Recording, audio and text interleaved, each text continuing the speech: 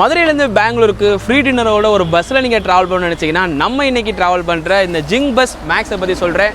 இந்த ஜிங் பஸ் மேக்ஸில் பார்த்தீங்கன்னா ஃபஸ்ட் டைம் ட்ராவல் பண்ணுறேங்க. இந்த பஸ் வந்து பார்த்தீங்கன்னா திருவனந்தபுரத்துலேருந்து நைட்டு 7:15 எடுத்து மறுநாள் காலையில் பார்த்தீங்கன்னா இந்த வண்டி பெங்களூருக்கு வந்து 11 மணிக்கு ரீச் ஆகுது. மதுரைக்கு பார்த்தீங்கன்னா மிட் நைட் வந்து 12:40 நம்ம மதுரையில் இருக்க திருமங்கலம் டோல் பிளாஸாக தாங்க வண்டி வருதுங்க. ஸோ வேறு எங்கேயும் பிக்கப் பாயிண்ட் கொடுக்கல, அப்படி ஹைவேலே வண்டி போயிருதுங்க. நம்ம வந்து பார்த்தீங்கன்னா ட்ராவல் பண்ணும்போது வெல்கம் கிட்ட நமக்கு வந்து பார்த்தீங்கன்னா ஸ்நாக்ஸ் வாட்டர் பாட்டில் எல்லாமே கொடுத்துருந்தாங்க.